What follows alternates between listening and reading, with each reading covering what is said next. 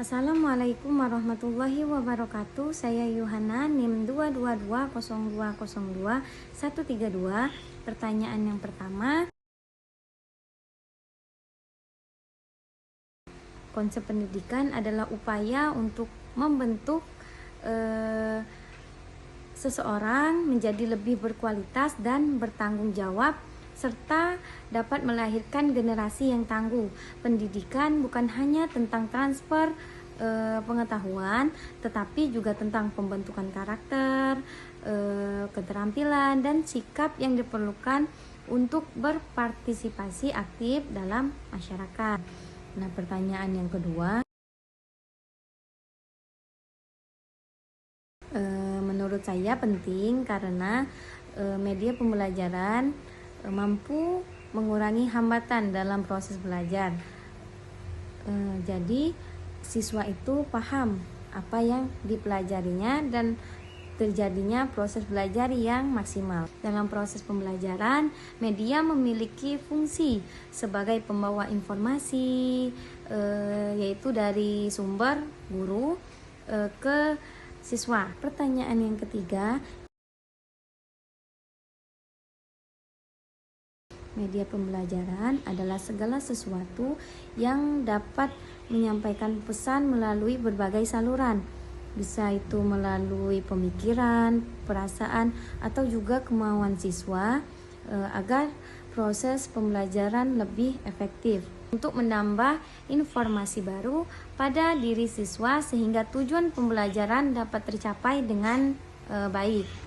Prinsip-prinsip dari penggunaan media pembelajaran, yang pertama, proses belajar bisa menjadi lebih menyenangkan. Yang kedua, proses pembelajaran menjadi lebih interaktif. Nah, dan yang ketiga, tersedianya umpan balik yaitu feedback. Nah, media pembelajaran ini memiliki ciri-ciri. Yang pertama, ciri fikasatif, yang kedua, ciri manipulatif, yang ketiga, ciri distributif, yang keempat, berbentuk hardware ataupun software, dan yang kelima, mampu digunakan baik itu secara massal, kelompok kecil ataupun besar, atau juga bisa perorangan. Pertanyaan yang keempat, menurut saya teknologi komunikasi sangat penting, apalagi di zaman modern ini, karena bisa meningkatkan kualitas pendidikan dan memudahkan proses belajar mengajar. Pertanyaan yang kelima, media pendidikan dalam proses pembelajaran berperan sebagai alat dan sumber yang mampu meningkatkan kualitas belajar dan mengajar.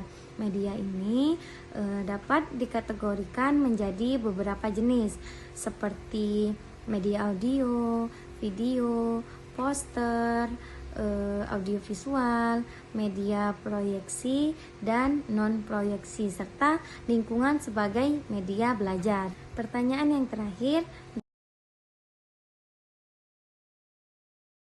yang pertama, pendidikan formal, yaitu sekolah dasar, pendidikan dasar yang menekankan pada pembelajaran dasar seperti membaca, menulis, dan matematika. Yang kedua, sekolah menengah pertama, yaitu SMP, pendidikan lanjutan yang memperkenalkan konsep-konsep yang lebih kompleks dan berbagai mata pelajaran. Yang ketiga, sekolah menengah atas, yaitu SMA, atau juga bisa sekolah menengah kejuruan, yaitu SMK. Pendidikan tingkat menengah yang mempersiapkan siswa untuk pendidikan tinggi atau memasuki dunia kerja. Nah, selanjutnya itu pendidikan tinggi, pendidikan yang mencakup universitas, institut, politeknik, dan akademi yang menawarkan program diploma, sarjana, magister, dan doktor. Selanjutnya itu pendidikan non formal. Yang pertama, kursus dan pelatihan. Program-program yang menawarkan keterampilan atau pengetahuan di luar sistem pendidikan formal, seperti kursus bahasa, khusus komputer, atau pelatihan vokasional. Yang kedua itu kelompok belajar. Pembelajaran yang dilakukan dalam kelompok kecil yang seringkali bersifat komunitas ataupun organisasi tertentu. Selanjutnya, pendidikan informal. Nah, yang pertama, pembelajaran sehari-hari. Proses pembelajaran yang terjadi dalam kehidupan sehari-hari melalui interaksi dengan lingkungan, keluarga, dan pengalaman pribadi.